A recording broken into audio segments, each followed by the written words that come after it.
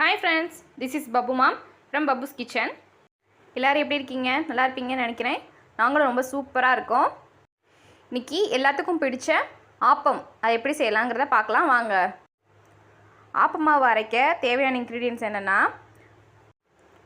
1 cup பச்சரிசி, 1 cup சாப்பாட்டு அரிசி, 2 டீஸ்பூன் உளுந்து, 1/2 டீஸ்பூன் வெந்தயம். இட்லி அரிசி நீங்கள் யூஸ் பண்ணலாம், சாப்பாட்டு அரிசி யூஸ் பண்ணலாம். நீங்கள் சாப்பாட்டு அரிசி யூஸ் பண்ணி பாருங்கள், நல்லா ஆப்பம் கிறிஸ்பியாக வரும்.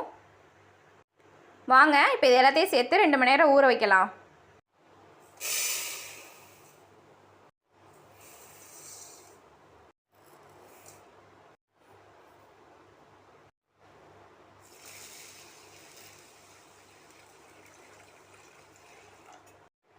இப்போ 2 ஹவர்ஸ் அரிசி ஊறட்டும்.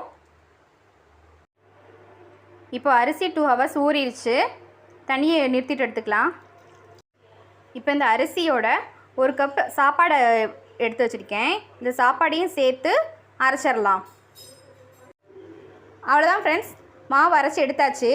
இட்லி தோசைக்கு அரைக்கிற மாதிரி அரைக்காமல் நல்லா நைஸாக அரைச்சி எடுத்துக்கோங்க.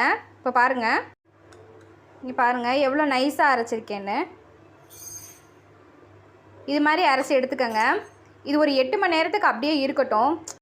நீங்கள் ஆப்பத்துக்கு நைட்டு ஊற வச்சு அரைச்சி எடுத்து வச்சிங்கன்னா மார்னிங் ஆப்பம் சுடலாம். அந்த மாதிரி இருந்தால் போதும்.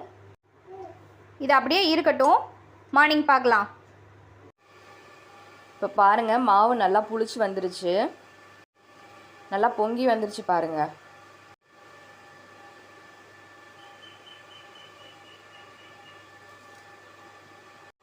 இந்த மாவு கூட உப்பும் 1/4 டீஸ்பூன் சோடா மாவும் சேர்த்து நல்லா கலக்கிக்கலாம்.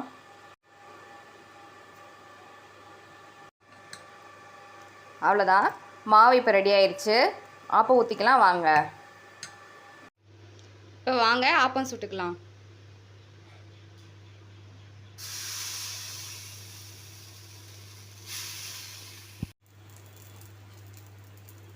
இப்போ மூடி வச்சுக்கலாம்.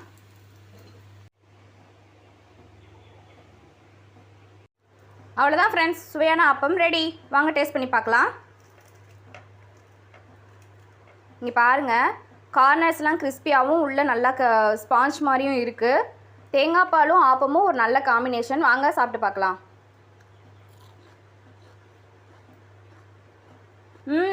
நல்லா டேஸ்ட்டாக இருக்குது, மாவும் நல்லா சாஃப்டாக இருக்குது. நீங்களும் இது மாதிரி ட்ரை பண்ணி பாருங்கள். தேங்க்யூ ஃபார் வாட்சிங்.